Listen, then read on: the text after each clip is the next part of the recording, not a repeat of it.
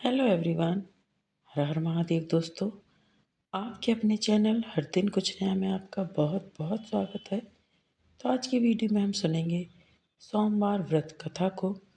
तो चलिए कथा को शुरू करते हैं।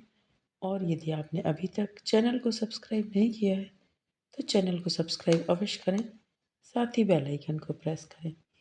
इससे ये होगा कि मैं कोई भी वीडियो अपलोड करूँगी तो इसकी नोटिफिकेशन सबसे पहले आपके पास पहुँच जाएगी। तो चलिए वीडियो को शुरू करते हैं। सोमवार व्रत कथा। एक साहूकार बहुत धनवान था। उसको धन आदि किसी बात की कोई कमी नहीं थी, परंतु पुत्र न होने के कारण वह अत्यंत दुखी रहता था। वह इसी चिंता में दिन रात रहता था और इसीलिए वह पुत्र की कामना के लिए प्रति सोमवार को शिव जी का व्रत और पूजन किया करता था। शाम के समय शिव जी के मंदिर में जाकर दीपक जलाया करता था। उसके इस भक्ति भाव को देखकर एक समय श्री पार्वती जी ने शिव जी महाराज से कहा कि हे महाराज, यह साहूकार आपका अनन्य भक्त है और सदैव आपका व्रत और पूजन बड़ी श्रद्धा से करता है, अतः इसकी मनोकामना पूर्ण करनी चाहिए। शिव जी ने कहा कि पार्वती जी, यह संसार कर्म क्षेत्र है। जैसे किसान खेत में जैसा बीज बोता है वैसा ही फल काटता है, उसी तरह इस संसार में जो जैसा कर्म करते हैं वैसा ही फल भोगते हैं। पार्वती जी ने अत्यंत आग्रह से कहा कि महाराज, जब यह आपका ऐसा भक्त है और यदि इसको किसी प्रकार का दुख है तो उसको अवश्य दूर करना चाहिए, क्योंकि आप तो सदैव अपने भक्तों पर दया करते हैं, उनके दुखों को दूर करते हैं। यदि आप ऐसा नहीं करेंगे तो मनुष्य क्यों आपकी सेवा करेगा, पूजन करेंगे, क्यों ही आपका। पार्वती जी का ऐसा आग्रह देख शिव जी महाराज प्रसन्न होकर कहने लगे, हे पार्वती, इसके कोई पुत्र नहीं है। इसी पुत्र चिंता से यह बहुत दुखी रहता है। इसके भाग में पुत्र न होने पर भी मैं इसको पुत्र की प्राप्ति का वर देता हूँ, परंतु वह पुत्र केवल 12 वर्ष तक ही जीवित रहेगा। इसके पश्चात वह मृत्यु को प्राप्त होगा। इससे अधिक मैं और कुछ भी इसके लिए नहीं कर सकता। यह सब बात साहूकार सुन रहा था। इससे उसको ना कुछ प्रसन्नता हुई और ना कुछ दुख हुआ। वह पूर्ववत वैसे ही शिवजी महाराज का सोमवार का व्रत और पूजन करता रहा। कुछ समय व्यतीत हो जाने पर साहूकार की स्त्री गर्भवती हुई और 10वें महीने उसके गर्भ से अति सुंदर पुत्र की प्राप्ति हुई। साहूकार के घर में बहुत खुशी मनाई गई, परंतु साहूकार ने उसको केवल 12 वर्ष की आयु जानकर अधिक प्रसन्नता प्रकट नहीं की और न ही किसी को भेद बताया। जब वह 9 वर्ष का हो गया तो उस बालक की माता ने उसके पिता से उसके विवाह आदि के लिए कहा, परंतु वह साहूकार कहने लगा, मैं अभी इसका विवाह नहीं करूँगा और इसको काशी पढ़ने के लिए भेजूँगा।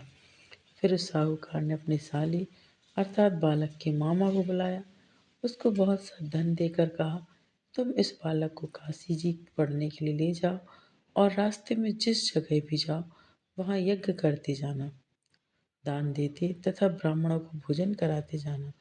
इस प्रकार वह दोनों मामा भांजे सब जगह यज्ञ करते और ब्राह्मणों को भोजन कराते जा रहे थे। रास्ते में उनको एक शहर पर मिला। उस शहर के राजा की कन्या का विवाह था और दूसरे राजा का लड़का जो विवाह के लिए बारात लेकर आया था वह एक आंख से काना था। लड़के के पिता को इस बात की बड़ी चिंता थी कि वह कहीं वर को देखकर कन्या के माता पिता विवाह में किसी प्रकार की अड़चन पैदा ना कर दें। इस प्रकार जब उसने अति सुंदर सेठ के लड़के को देखा तो मन में विचार किया कि क्यों न दरवाजे के समय इस लड़के से वर का काम ले लिया जाए। ऐसा विचार कर राजा ने उस लड़के और उसके मामा से कहा तो वह राजी हो गए और साहूकार के लड़के का स्नान आदि कराकर वर के कपड़े पहनाए गए तथा घोड़ी पर चढ़ाकर दरवाजे पर ले जाया गया और बड़ी ही शांति से सब कार्य संपन्न हो गए। अब वर के पिता ने सोचा, यदि विवाह कार्य भी इसी लड़के से कर दिया जाए तो क्या बुराई है। ऐसा विचार कर उसके मामा से कहा, यदि आप फेरों और कन्यादान का काम भी करा दें तो आपकी बड़ी कृपा होगी और हम इसके बदले में आपको बहुत सा धन देंगे उन्होंने स्वीकार कर लिया और विवाह कार्य बहुत अच्छी तरह से संपन्न हो गया। परंतु जिस समय लड़का जाने लगा राजकुमारी की चुनरी के पल्लू पर लिख दिया कि तेरा विवाह तो मेरे साथ हुआ है, परंतु जिस राजकुमार के साथ तुमको भेजेंगे वह एक आंख से काना है और मैं तो काशी जी पढ़ने जा रहा हूँ। उस राजकुमारी ने जब अपनी चुनरी पर लिखा हुआ पाया तो उसने राजकुमार के साथ जाने से इनकार कर दिया और कहा कि यह मेरा पति नहीं है, मेरा विवाह इसके साथ नहीं हुआ है। मेरा विवाह जिसके साथ हुआ है वो तो काशी जी पढ़ने चले गए हैं। बेटी के माता पिता ने अपनी कन्या को विदा नहीं किया और बारात वापस चली गई। उधर सेठ का लड़का और उसका मामा काशी जी पहुंच गए। वहां जाकर उन्होंने यज्ञ करना प्रारंभ कर दिया और लड़के ने पढ़ना शुरू कर दिया। जब लड़की की आयु 12 वर्ष की हो गई तब एक दिन उन्होंने यज्ञ रखा और उस लड़के ने अपने मामा से कहा, मामा जी आज मेरी तबीयत कुछ ठीक नहीं लग रही है। मामा जी ने कहा कि अंदर जाकर सो जाओ।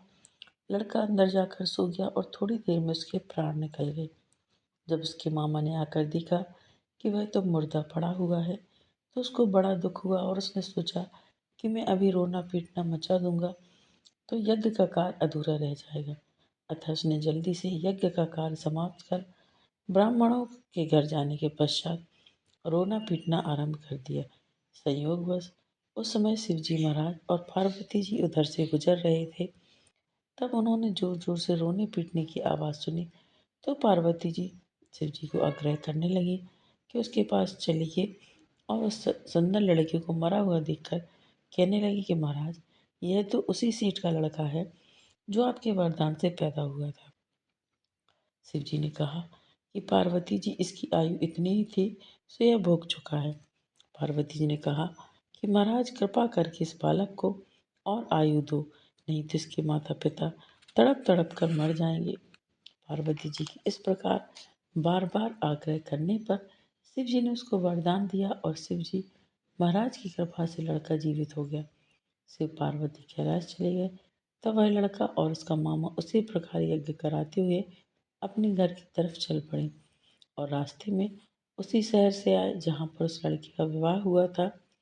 वहाँ पर आकर जब उन्होंने यज्ञ आरंभ कर दिया तो उस लड़के के ससुर ने उसको पहचान लिया और महल में ले जाकर उसकी बड़ी खातिरदारी की।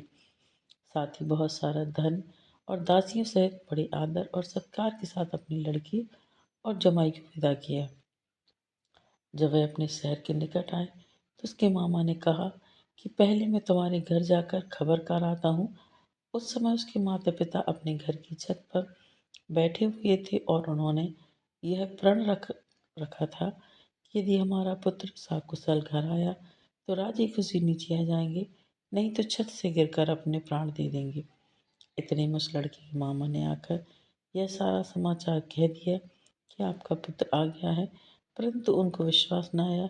तब उसके मामा ने शपथ पूर्वक कहा कि आपका पुत्र अपनी स्त्री तथा बहुत सारा धन लेकर आया है। तो उस सेठ ने बड़े आनंद के साथ उसका स्वागत किया और वह बड़ी प्रसन्नता के साथ रहने लगे।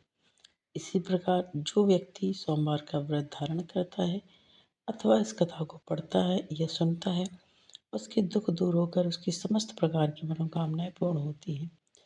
इस लोक में नाना प्रकार के सुख भोग कर अंत में सदा शिव की लोक की प्राप्ति होती है।